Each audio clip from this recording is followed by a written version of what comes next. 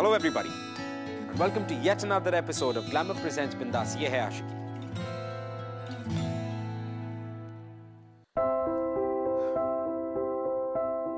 You know, जिंदगी में family और सोसाइटी के अलावा भी एक चीज बहुत इंपॉर्टेंट होती है, और वो होती है आपकी इनर वॉइस, आपकी कॉन्शियस वॉइस, अंदर की आवाज जिसे हम कहते हैं।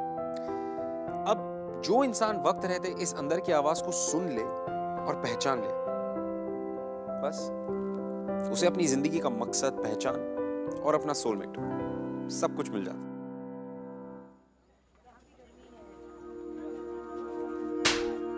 अरे ये क्या कर रहे हैं आप? जवान लड़के पर सबके सामने हाथ उठा रहे हैं। फ्री में खा खा के चर्बी चढ़ गई तुम्हारे लाडले को।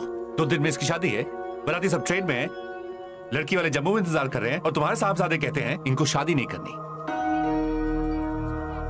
एक शरीफ दूल्हे की तरह चुपचाप अंदर जाओ और जाकर बैठ जाओ, वरना। अब बस भी कीजिए। देख बेटा, हम तेरे दुश्मन थोड़े ही हैं। लड़की बिल्कुल गाय की तरह है, सीधी और गुणी। तुझे पता है ना, तेरे पिताजी ने तेरी MBA की पढ़ाई पर कितना पैसा खर्चा किया है। अब शादी तो उनकी मर्जी की ही बनती है।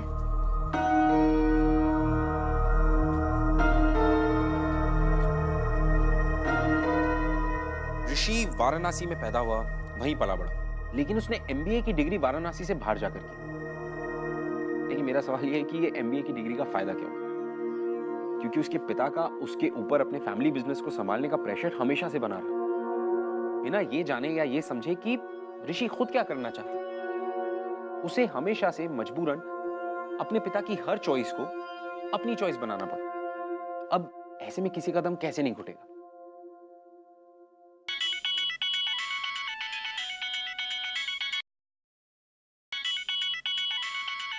अरे वाह, बहू का फोन है।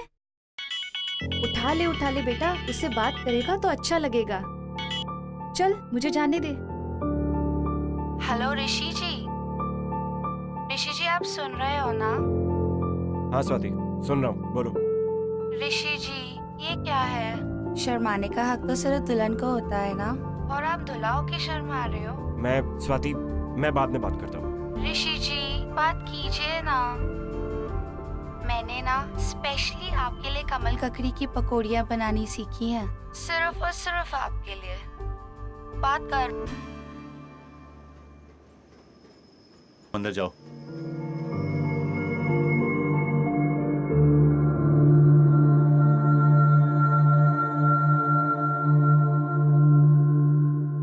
लेकिन ये जो प्यार की हवा होती है ना, ये बहुत ही अलग होती है।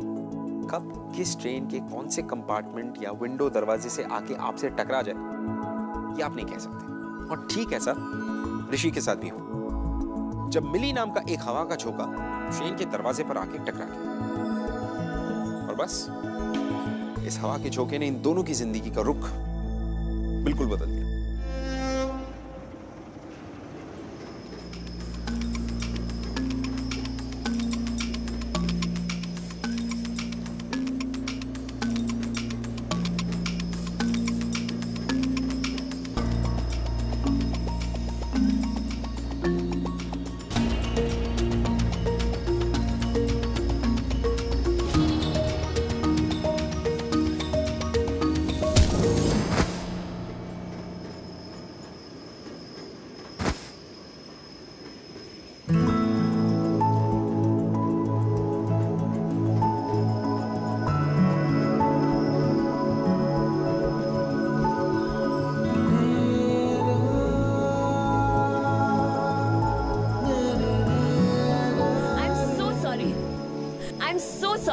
I'm sorry. आपको लगी तो नहीं ना? No, it's okay, no problem. आप उतरने वाले थे। कम मैं आपकी हेल्प करती हूँ। उतर जाओ। अरे who are you? Are you mad? Train कितनी फास्ट है, मैं उतरूंगा तो मैं मर जाऊंगा। अरे फास्ट नहीं है, बहुत स्लो है। मैं तो आराम से उतर जाती हूँ यहाँ से। उतर जाओ। अरे नहीं, बातों से इतनी ओवर कॉन्फिडेंट लग रही हो जैसे कोई डेली पैसेंजर हो, और तुम्हें देख के लग नहीं रहा कि तुम ट्रेन में ट्रैवल करने वालों में से हो। तुम मेरे कॉन्फिडेंस को फेक कह रहे हो? इसके पहले कभी आज तक ट्रेन में ट्रैवल किया है? किया है। और लास्ट टाइम जब ट्रेन में ट्रैवल किया था ना, ट्रेन का एक्सीडेंट हो गया था। कॉन्फिडेंस चलो। What? Nice meeting you, bye.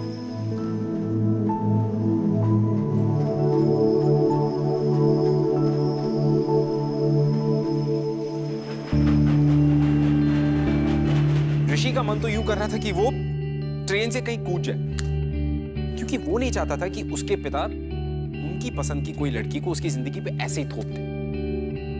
और उसके डैडी समझने को तैयार ही नहीं थे कि ऋषि ने वाराणसी के बाहर ना सिर्फ एक पढ़ाई कंप्लीट की है, बट उसने एक अलग दुनिया देखी, अपने सपने देखे जिन्हें वो पूरा करना चाहता था, जो शायद उसके डैड के रहते पूरे नहीं हो सकते थे। और जिंदगी की ऐसी सिचुएशन में मिली का उसकी लाइफ में आना was nothing less than a blessing.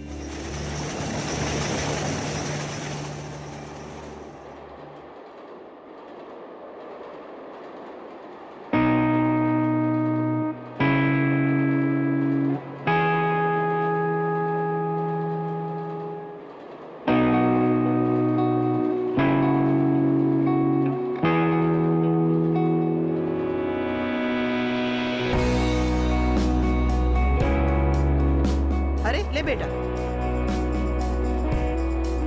जीजी तुम लेट जाओ, लगता है तुम बहुत थक गई हो। नहीं, हम यहाँ बैठे ही ठीक हैं। लेटने के लिए ऊपर की सीट पर जाना होगा। दरअसल हमारे जोड़ों में बहुत दर्द है। ऊपर जाने की क्या जरूरत है, हम यहीं कुछ एडजस्ट कर लेते हैं, आप नीचे लेट जाओ। नहीं, कोई जरूरत नहीं है मेहमानों को परेशान करने की। अगर आप ऊपर नहीं जा सकती तो चुपचाप यहाँ बैठे रहिए। आंटी, आंटी आप एक काम करिए, आप मेरी सीट पे आ जाइए, मुझे कोई प्रॉब्लम नहीं ऊपर जाने में। आइए। हमें किसी अजनबी से कोई मदद नहीं चाहिए। ओह, हेलो अंकल, मेरा नाम मिली है। नमस्ते नमस्ते नमस्ते नमस्ते। अब हम अजनबी नहीं है। आंटी आ जाइए। चुपचाप यहीं बैठे रहिए। अरे आप ऐसे कैसे कह सकते हैं आंटी को? उनकी मर्जी, वो जहाँ चाहे वहाँ बैठ सकती है। आप जबरदस्ती कैसे कर सकते हैं उनके साथ? तुम शांत हो जाओ बेटा। अब हम यहाँ अपनी मर्जी से ही बैठे हैं। आंटी, यू नो व्हाट, ये आपका जो नजाकत भरा रूप है ना, सीधा साधा अंकल की हर बात मानने वाला, इसी की वजह से वो आपका फायदा उठाते हैं। आप मुझे एक बात बताइए, करवा चौथ वाले दिन अगर अंकल आपको बोलेंगे आज मून नहीं है, आज सन मून है, तो आप सन को देख के करवा चौथ का फास्ट तोड़ देंगी? नहीं ना? नहीं। सेल्फ रिस्पेक्ट की भी तो कोई बात होती है ना aunty. This is not fair, ये बहुत गलत है। अगर आपको यहाँ पे आके बैठना है, आप बैठ सकती है। आप अंकल को क्यों पूछ रही है? आइए आइए।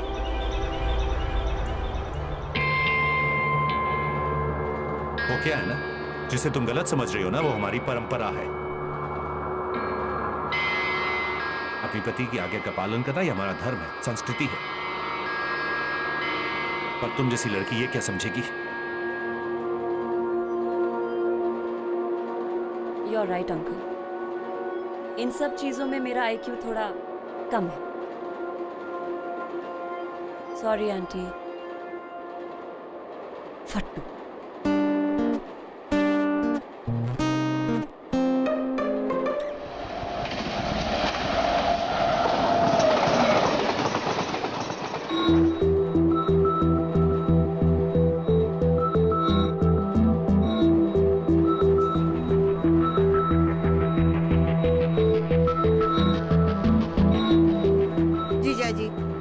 कह रहे हैं वेडिंग में जा रहे हैं। तो ऋषि की वेडिंग पे तो जा रहे हैं हम। हमें तो लग रहा है हम वॉर पे जा रहे हैं। अभी भी अगर नाच गाना नहीं हुआ या ढोलक शोलक नहीं बजे ना, तो हम अपने मुंह पर पट्टी चिपका के बैठ जाएंगे। शीला, ज्योति, बेटा उठ जा। शीला आंटी को बैठने दे, यहाँ बैठो। ज्योति तुम ढोलक लेकर आओ, यहाँ आ जाओ। कुछ नाच गाना होना चाहिए, शादी ब्याह में जा रहे। मुंह लटका के बैठा हुआ है। आंटी, आंटी मेरे पास एक आइडिया है। मेरे पास ना स्पीकर्स भी हैं और मेरे फोन पे माइंड ब्लोइंग म्यूजिक है।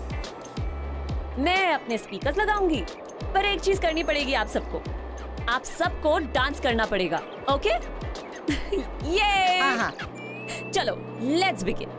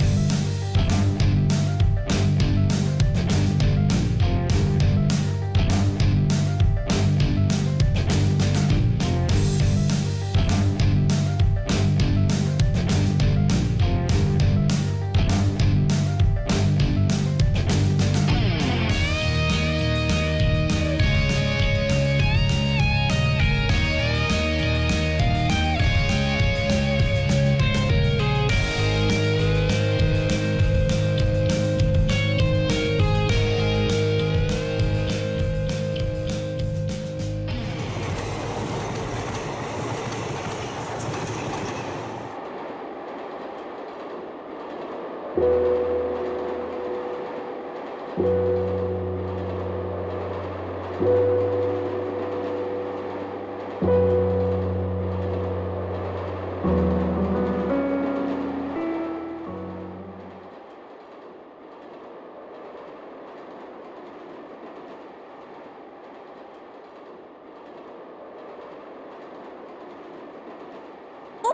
ouch.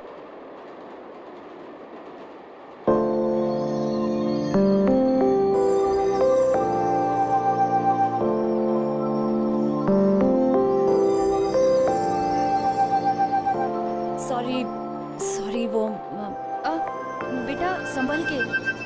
हाँ सॉरी वो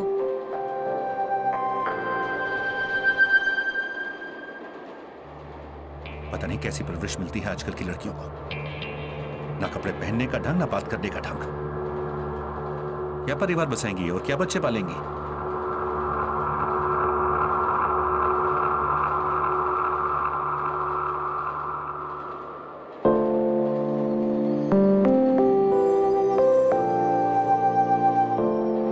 जिंदगी को जीना है तो वो करो जो तुम्हारा दिल कहता है, ना कि तुम्हारे पापा। और once do something for yourself. मैं बाहर तुम्हारा वेट कर रही हूँ।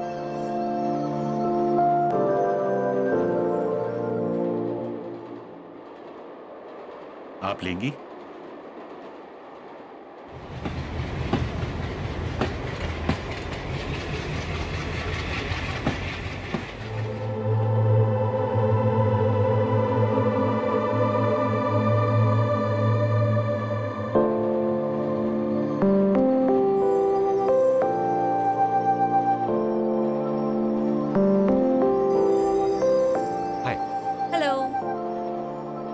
एक्चुअली थैंक्स कहने की कोई ज़रूरत नहीं है। कोई भी अगर अच्छा इंसान होता तो उस समय वही करता जो मैंने किया। Thank you. तुम्हें ऐसा लग रहा है मैंने तुम्हें थैंक यू कहने के लिए बुलाया। सॉरी। वैसे क्या देखा तुमने? एक्चुअली हम दोनों इतने पास थे ना एक दूसरे के, कुछ देखने का मौका ही नहीं मिला। Bad luck. Bad luck? You are such a cheapster. तुम्हारे साथ डांस किया, तुम्हारी गोद में गिरी, उसका तुम ये मतलब निकाल रहे हो, राइट? Anyway thank you. वो आज तुमने मेरी मॉम को जो सपोर्ट करा मेरे डैड के सामने। वैसे ये तुम्हारा काम था, you know that, right? I know. तुमने अपनी शक्ल देखी है? ऐसा लगता है प्रेशर कुकर है जिसके अंदर बहुत कुछ पक रहा है लेकिन सीटी नहीं बज रही। अपने आप को चेक करा लो, नहीं तो ब्लास्ट हो जाओगे एक दिन। तो क्या करूं यार, मेरी जिंदगी तुम्हारी जैसे बिंदास नहीं है ना। ऐसे पेरेंट्स जो मिलके जो समझने के लिए तैयार ही नहीं है। शादी, सांस सब उनकी मर्जी से लेना पड़ रहा है।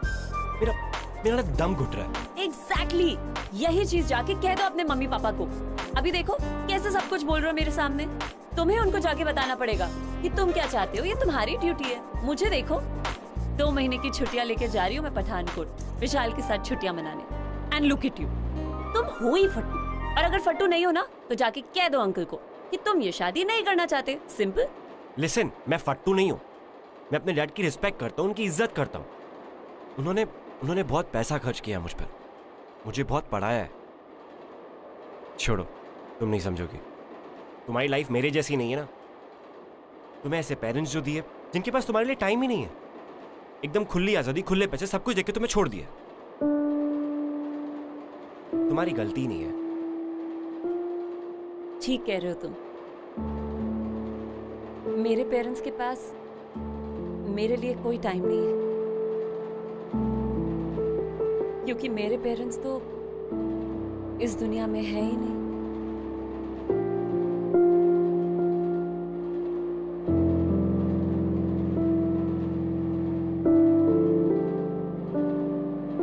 साल पहले वाराणसी के पास एक ट्रेन का एक्सीडेंट हुआ था। उसमें मेरे पेरेंट्स की डेथ हो गई। और हाँ, तुमने खुले पैसे की बात भी बिल्कुल सही की। गवर्नमेंट ने दिए थे 6 लाख मरे हुए लोगों के लिए और 3 लाख इंजर्ड लोगों के लिए।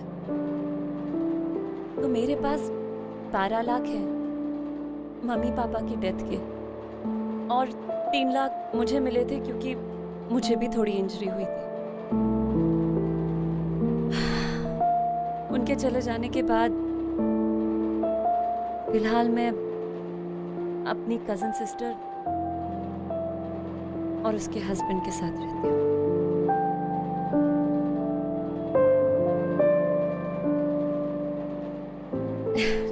Never mind. Listen, अब जो मैंने तुम्हें बता दिया कि मैं रिच हूँ, मेरे पीछे मत पड़ जाना, okay? See you.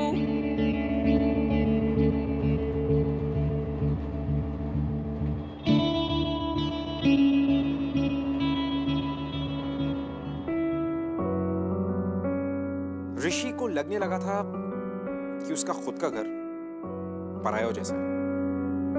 He felt like an outsider. लेकिन इसके साथ साथ उसे ये भी लगने लगा था कि उसने कहीं ना कहीं अपनी जिंदगी जीना। अब वो अपने पेरेंट्स के लिए एक आदर्श बेटा जरूर था, पढ़ाई में भी अव्वल था, लेकिन फिर भी इस सब के बाहर भी एक अलग और एक बड़ी दुनिया थी जिसे वो देखना चाहता था, महसूस करना चाहता था। और इस अलग एहसास का नाम था मिली। और फाइनली वो ऋषि से मिलने के बाद उसे भी लगने लगा था कि Rishi is the guy that she can trust, जिसके साथ वो अपनी फीलिंग्स शेयर कर सकती है। She can share her inner demons with him.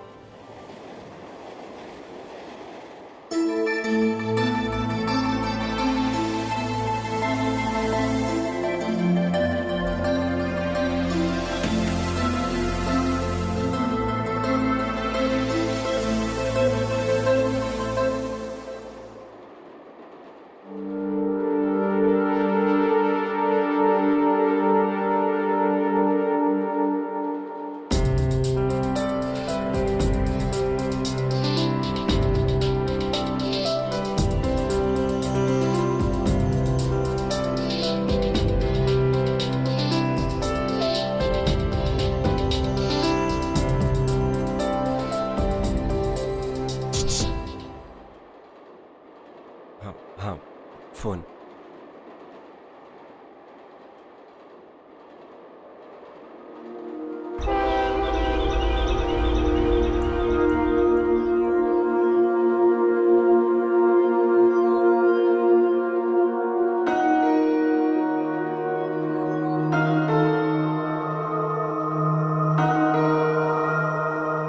तुम्हारा ध्यान कहाँ है? मेहमानों को कौन संभालेगा? पापा बस मैं सबको पानी पिलाने जा देखो, उस मुंहफट लड़की से जितना दूर रहो ना, उतना ही अच्छा है। ऋषि, तुम जानते हो मेरा बिजनेस अच्छा नहीं चल रहा है, और तुम्हारे ससुराल वाले से जो मुझे 10 लाख मिलेंगे, मुझे उसकी कितनी जरूरत है तुम जानते हो, है ना?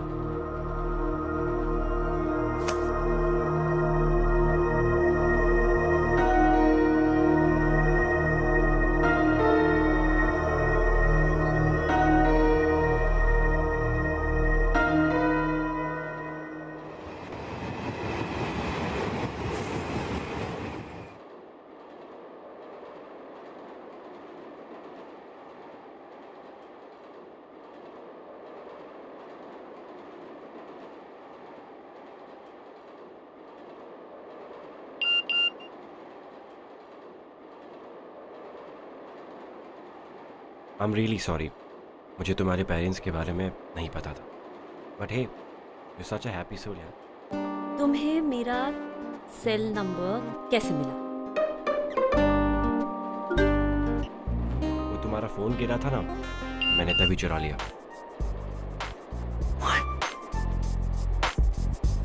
वाह वाह, आई एम इम्प्रेस। डेयरिंग का कीड़ा है तो सही तुम्हारे अंदर, बस अब बाहर आना बाकी है।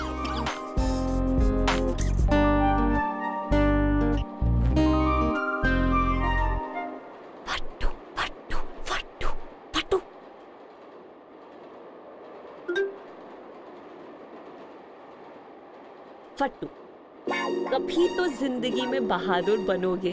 यू नो, मेरे बॉयफ्रेंड विशाल में यही एक खूबी है, उसको किसी की पड़ी नहीं है। एक दिन तो मुझे अपने रूम तक लेके चला गया था।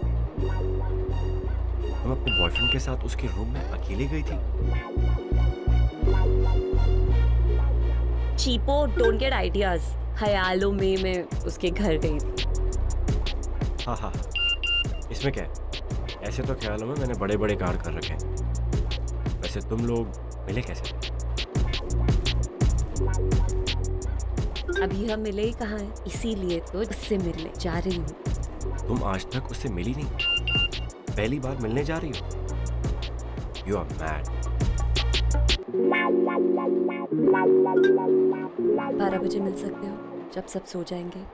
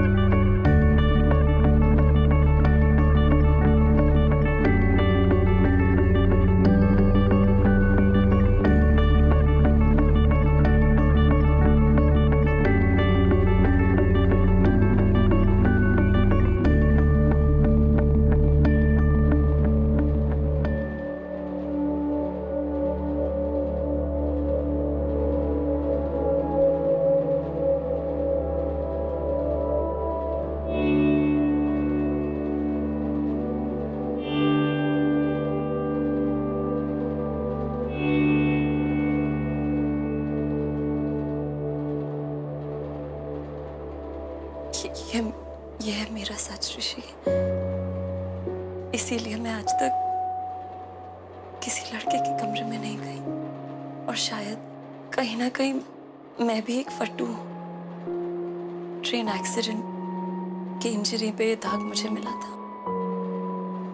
ये दाग शायद जिंदगी भर मेरे साथ रहेगा। ऋषि, ये जो दाग है ना, ये मेरी बॉडी पर नहीं, मेरी आत्मा पर लगा है।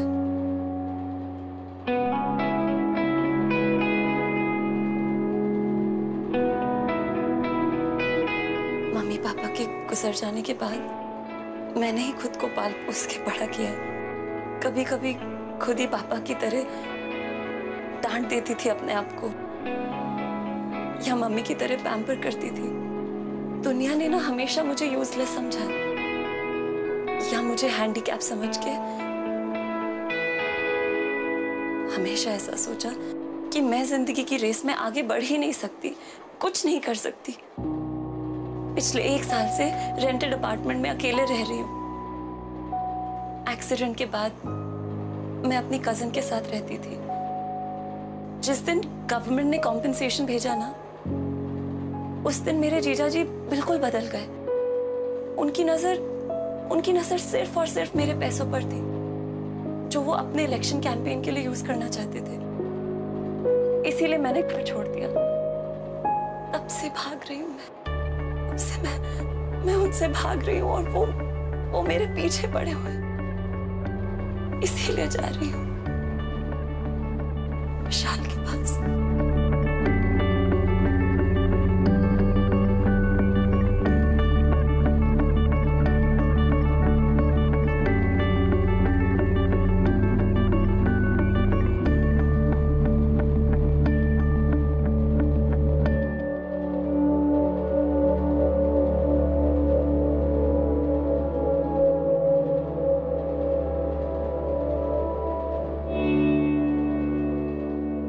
एक बात पूछूं? पूछो। जिस दाग को तुम पूरी दुनिया से छुपाते आ रही हो, आज वही दाग एक अजनबी मुझे कैसे दिखा दिया? पता नहीं, सवालों के जवाब नहीं होते। एनीवे, मुझे जवाब मिल गया। एक बात बताऊं? कहो। वैसे तुम इस दाग के साथ भाभी और दिखती हो।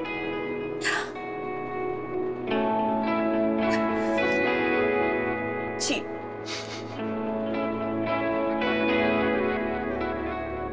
अब और क्या कहूं तुम्हें? एक तरफ तुम इतनी मैच्योर्ड हो, इतनी सेंसिबल हो, लेकिन उसके बावजूद भी तुम अपने बॉयफ्रेंड विशाल, मतलब एक अजनबी से मिलने जा रही हो, उसके साथ रहने जा रही हो, जो तुम्हारा सिर्फ एक ऑनलाइन फ्रेंड है। तुम उसको जानती तक नहीं हो। I mean, why?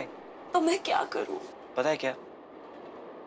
सबसे पहले तो अपना ये रोना बंद करो, वरना ना मैं तुम्हें नाम दे दूंगा, रोंदूमल।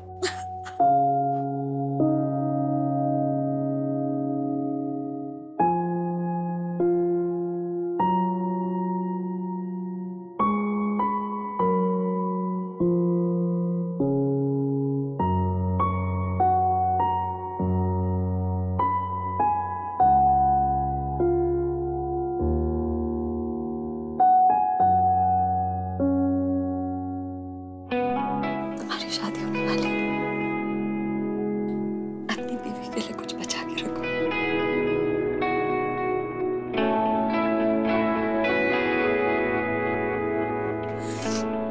आंसू पोंछ लेती हूँ।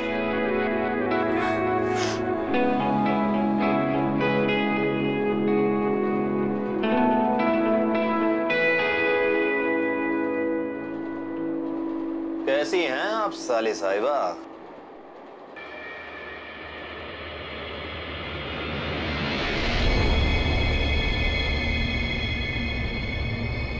मेरे पीछे क्यों पड़े हुए?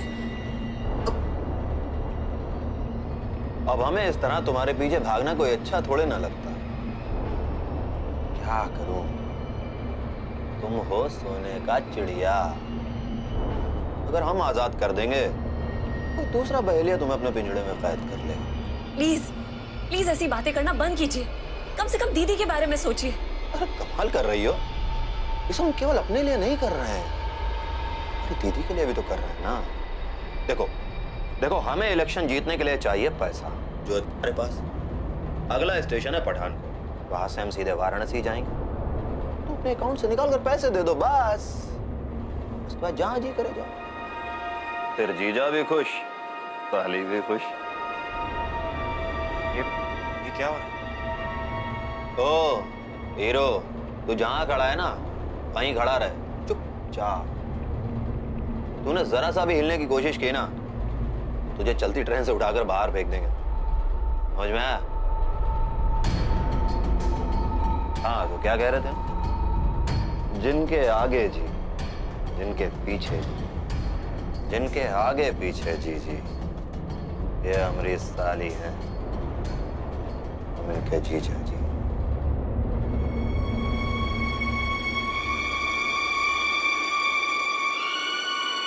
छोड़िए मेरा हाथ। आओ। छोड़िए। साहबजादी घर पे बिना छोड़िए बताए चली आई। मुझे। छोड़िए मुझे, आप मेरे साथ जबरदस्ती। चुपचाप चलो, जब से ट्रेन चली तब से ढूंढ रहा हूँ तुम्हें।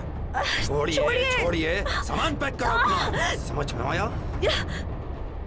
आप मेरे साथ जबरदस्ती नहीं कर सकते। बिल्कुल चुप, कुछ सुनना नहीं चाहते हैं। क्या किया है सर कोई लड़की ने? अब क्या बताएं भाई साहब, आजकल का लड़के अपने हिसाब से ही सारा काम करते हैं।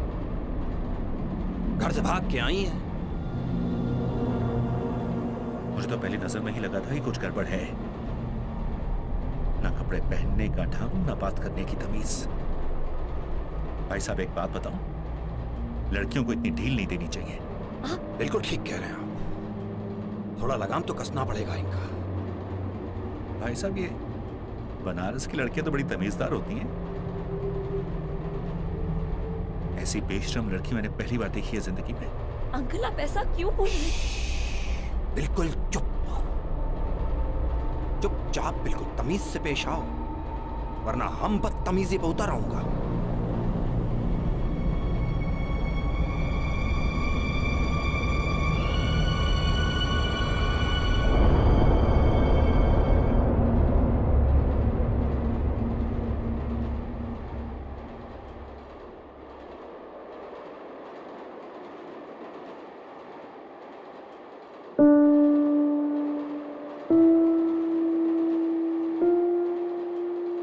बजरंग, अपना सामान उठा कर लाओ।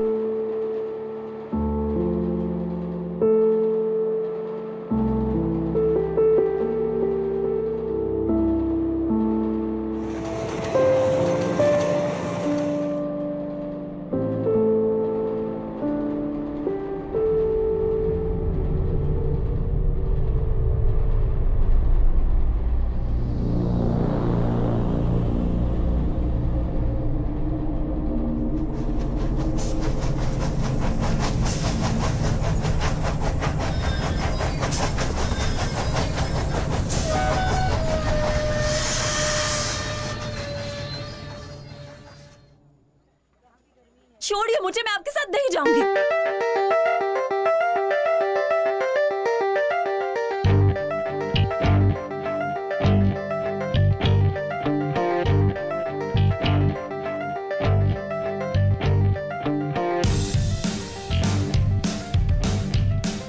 छोड़िए मुझे, आप ऐसे जबरदस्ती नहीं कर सकते मेरे साथ। Please somebody help। विशाल, विशाल छोड़िए। आप विशाल को क्यों मार रहे हैं? विशाल ने आपका क्या बिगाड़ा है? नहीं,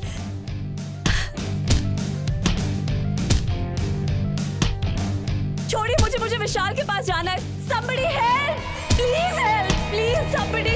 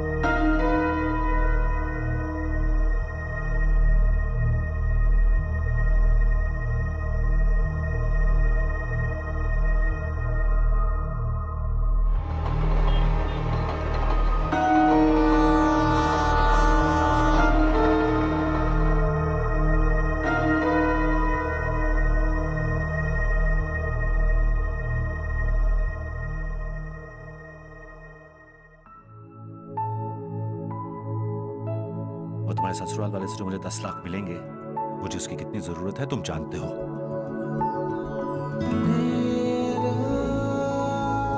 तुम हो ही फट्टू, और अगर फट्टू नहीं हो ना तो जाके कह दो अंकल को कि तुम ये शादी नहीं करना चाहते। सिंपल।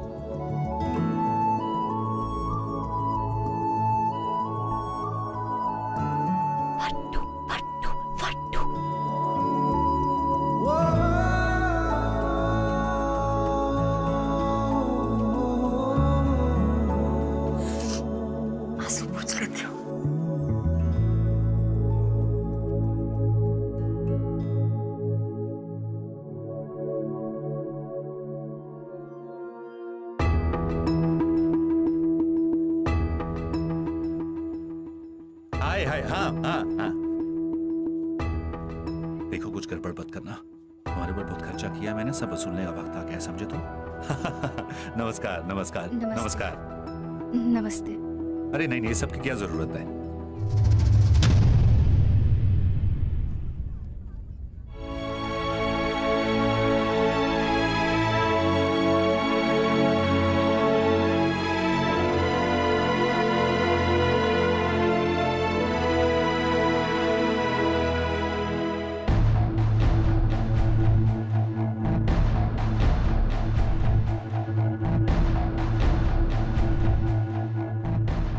Sorry,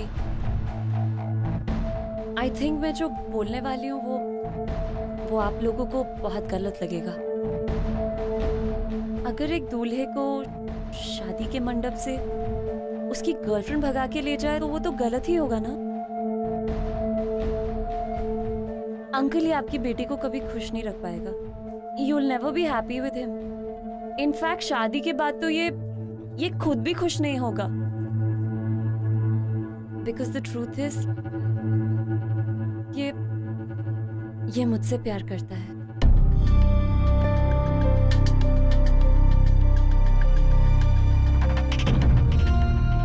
Sorry। चलिए देखिए, बिल्कुल सर, प्लीज।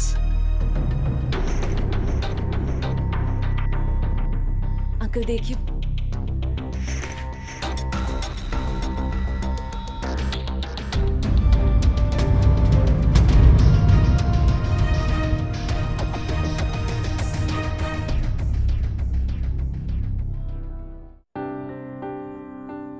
बस पापा बस, बहुत हो गया। आपकी खुशी के चक्कर में हम सब लोग दुखी हैं। आपको दिखाई नहीं देता क्या पापा? आपने हमेशा जैसा चाहा, जो चाहा मैंने किया, क्योंकि मैं उसमें खुश था। मैं वो सब करना चाहता था। नहीं पापा, इसलिए किया क्योंकि आप चाहते थे। मम्मी ने भी चुपचाप वही किया जैसा जैसा आप चाहते थे। लेकिन आपने उनकी इतनी सी भी परवाह नहीं की। कहीं पे भी किसी के भी सामने उनकी बेइज्जती की। अब और क्या चाहते हैं पापा? हम क्या जान दे दें अपनी, मर जाएं? बस यही तो बाकी है ना।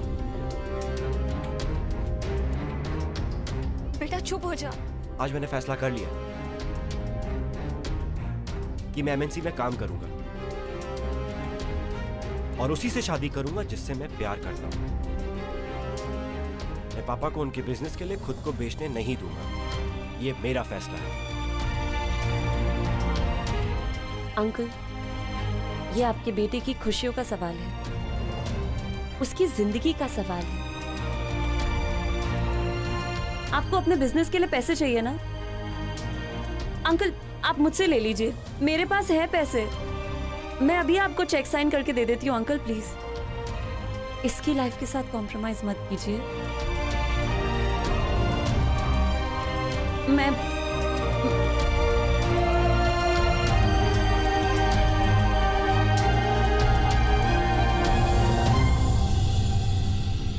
बेटा आज नहीं तो कल ये तो होना ही था, और तेरे पापा वो भी मान जाएंगे।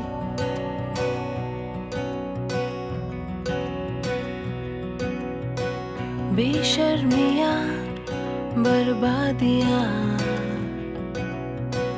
है इश्क की शैतानियां,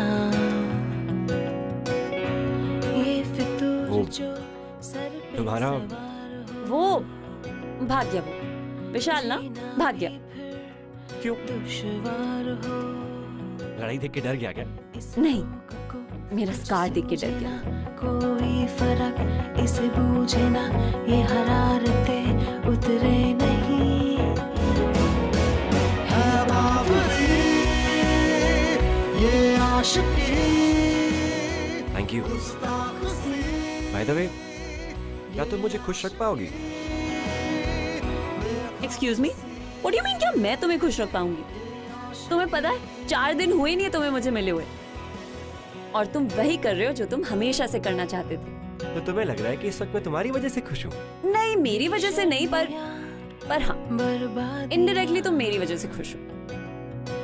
है इश्क की शैतानियां, इस रोग को कुछ सूझे। अरे बाय द वे, तुम तुमने मुझे अभी तक अपना नाम नहीं बताया। Anyway, hi, my name is Rishi Mishra. Mili Bhatnagar.